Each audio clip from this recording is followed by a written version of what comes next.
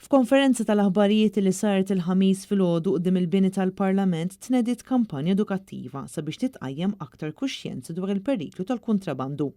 F'diskors li wassal il-Kummissarju tat-Taxxa u Dwana Joseph Caruana saħaq li minn żmien għal żmien l-amministrazzjoni taħdem biex twassal kampanji edukattivi lil poplu biex ikun konxu ta' x'qed iseħħ madwaru u x'inhuma l-konsegwenzi jekk issir evażjoni tat-taxxa.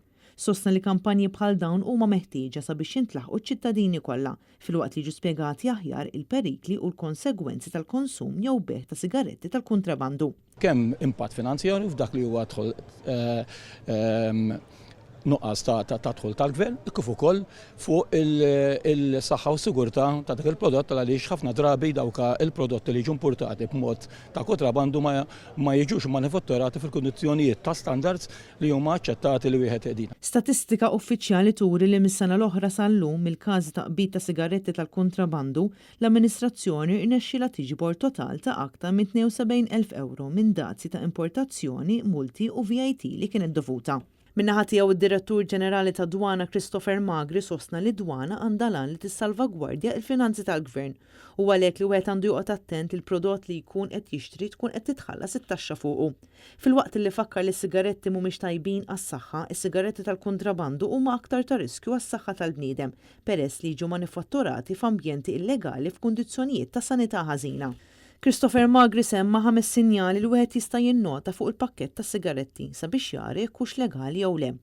Dawn huma li jkun hemm l-avviż tas-saħħa fuq il-pakkett bil-Malti u bl-Ingliż, li jkun hemm imniżżel il-helpline biex wieħed jieqaf ipejjeb, ikun hemm stampa grafika, bolla tas-sisa u kodiċi QR, kif ikoll il-pakkett ta' sigaretti ikollu numru ta' identifikazzjoni uniku.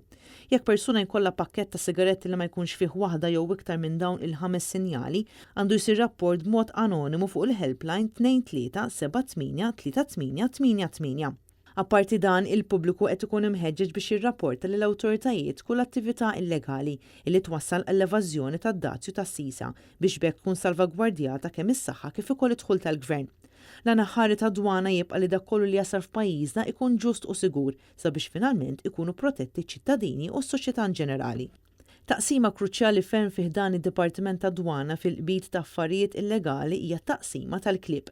Hilary Fenek, uffiċjal tas-sezzjoni K9 ta' Dwana, spjegana fid-dettall it-taħriġ li nataw dawn il-klib. L-ewwel 12 ġimgħa jagħmel 12 ġimgħa mal-instructor miegħi jiġifieri, u f'dak iż-żmien navalwa l-kelb, nara naqra x'in is-sitwazzjoni, nara l-indications kif jagħmelha, u mbagħad nibda ngħidulu dik nagħmlu l-imprinting biex jibda jitgħallem l-irwieħat li rridu nfittxu.